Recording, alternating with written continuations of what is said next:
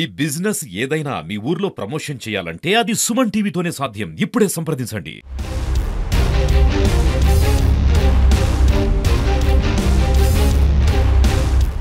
ఈ రోజున చూసుకుంటే జగన్మోహన్ రెడ్డి ఇంట్లో ఉన్న తల్లిని చెల్లిని గుర్తించిన వ్యక్తి బయటి వ్యక్తులకు ఎలా గౌరవిస్తారు? ఇంట్లో ఎప్పుడైనా మనకి ఒక ఉదాహరణ చూసుకుంటే ఇంట గెలిచి రచ్చగలవాలని అంటారు. అంతేగాని ఈ జగన్మోహన్ రెడ్డి నా అక్కలు నా చెల్లుళ్ళు అంత చెప్పడమే తప్పితే ముద్దులు పెట్టడమే తప్పితే ముద్దలు పెట్టడం ఆయనకు తెలియదు. కనుక జగన్మోహన్ రెడ్డి ఎలాంటి వ్యక్తి, ఆ సాక్షి పత్రిక కూడా అలాంటి పేపరు, ఆ ప్రతినిధులు కూడా అలాంటి వాళ్ళే.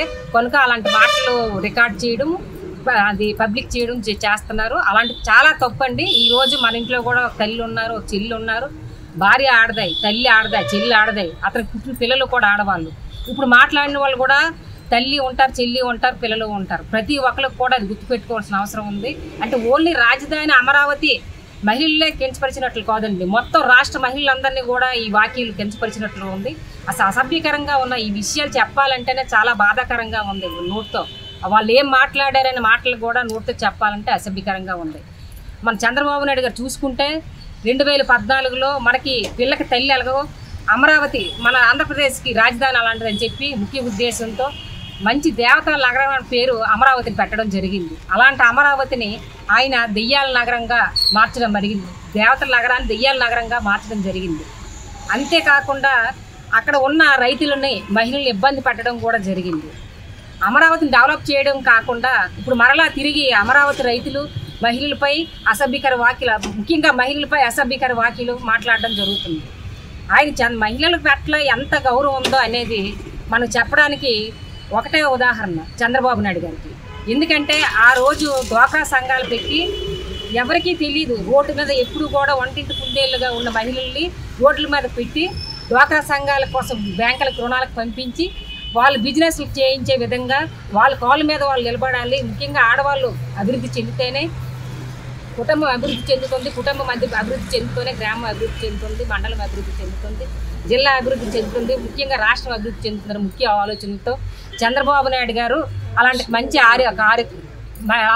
ఆలోచనలు చేస్తే ఈ జగన్మోహన్ రెడ్డి ఏం చేస్తున్నాడంటే అసెంబ్లీ సాక్షిగా ఆ రోజు భువనేశ్వర్ గారిని అవమానించడం అది ఎంతవరకు వాస్తవాన్ని అడుగుతున్నాను. అంతేకాకుండా ఆ రోజు ఎన్నికల సమయంలో అందరికీ అక్క చెల్లెళ్ళందరికీ ఒకటి చెప్పాడు ఆయన, మద్యం పూర్తిగా నిషేధం, ఎవరు తాగాలనుకున్న 5 స్టార్ హోటల్కి వెళ్ళి మద్యం తాగాలని చెప్పడం జరిగింది.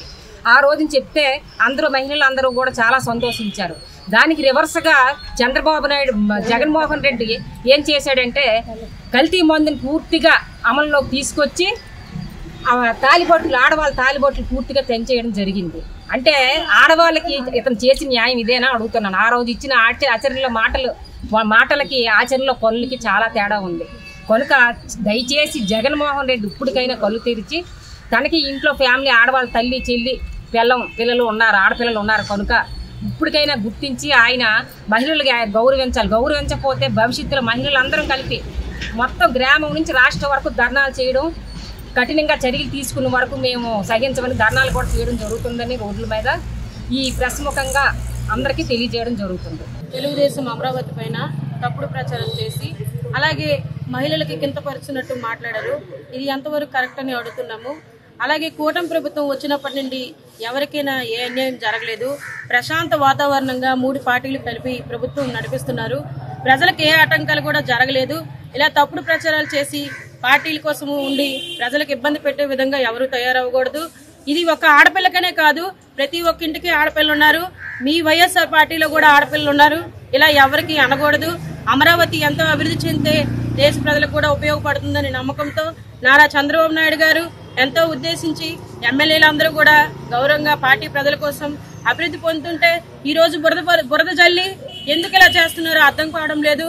ప్రతి మహిళలకు గాని, ప్రతి పురుషులకు గాని, ప్రతి ఒక్క అధికారులకు గాని ప్రతి ఒక్కరు కూడా స్పందించి అందరినీ గౌరవించి ముందుకు నడిపిస్తున్న ఈ కూటమి ప్రభుత్వంలో ఇలాంటి బురద జల్లే విషయం చేస్తే మంచి పద్ధతి కాదని, ఇలాంటిది ప్రతి ఒక్క ప్రజలు కూడా దాన్ని అంగీకరించాలని మనస్ఫూర్తిగా కోరుకుంటూ, అలాగే ఇలాంటి తప్పుడు ప్రచారం చేస్తున్న ప్రతి ఒక్కరికి కూడా సరైన సమాధానం చంద్రబాబు నాయుడు గారు చెప్తారని విన్నవించుకుంటారు.